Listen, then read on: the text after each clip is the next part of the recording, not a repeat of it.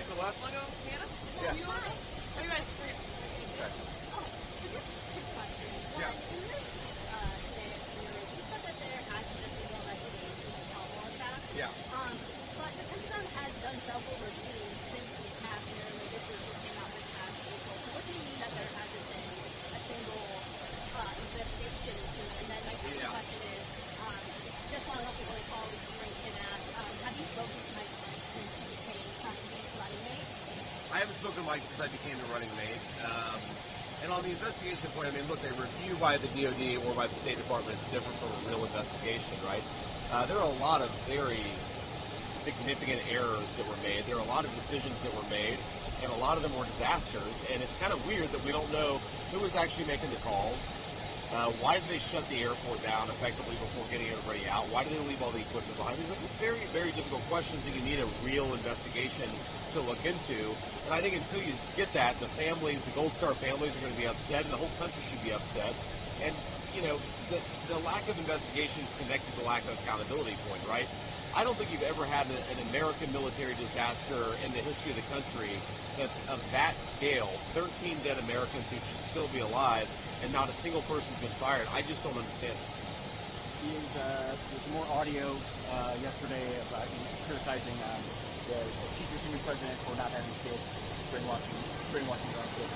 Setting aside the tone and sort of the comments, I was wondering if you can talk a little bit about the underlying policy here.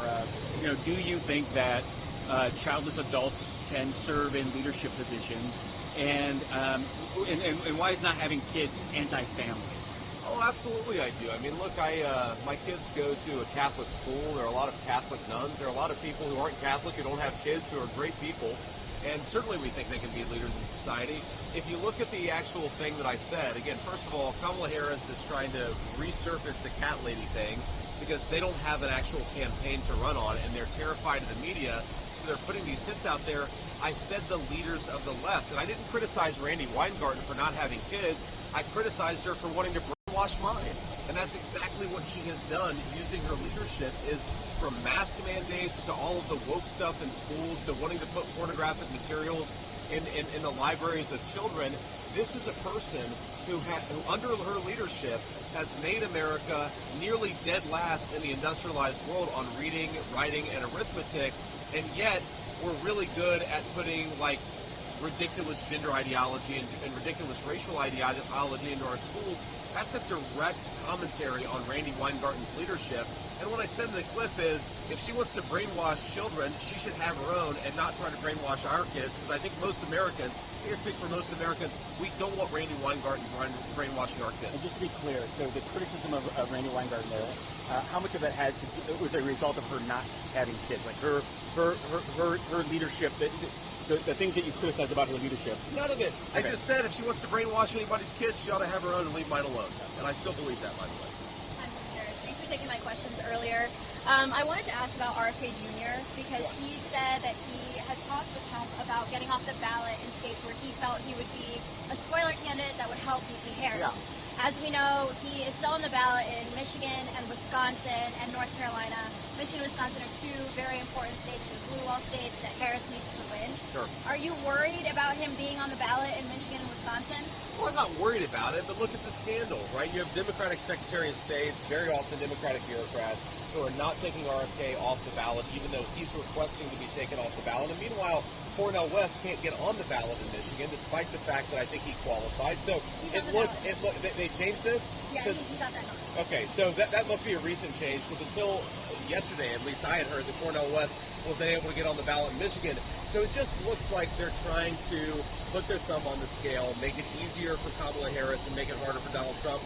But we're going to win anyway. But look, I think it's certainly justified to call out some of the ridiculous things that's happening with the media and happening with these Democratic Secretary of State. You have some choice words back in Erie for the vice president. You said she can go to hell for the Afghanistan withdrawal. Last week we were talking back on the tarmac in North Carolina. I asked you about the political temperature, the rhetoric after Butler. Is saying that about the vice president, is that not the same thing? Does that lower the temperature at all? How's not different? Look, sometimes I get frustrated and sometimes I get pissed off, and I think Kamala Harris' failure of leadership at Abbey is something to get frustrated and angry about.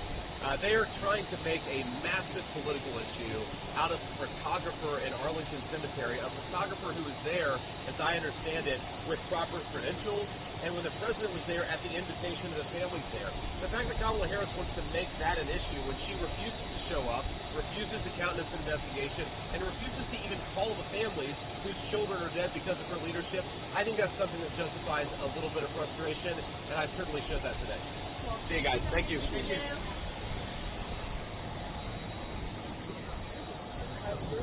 Literally on my list, I thought you were going to have to. Very taxing.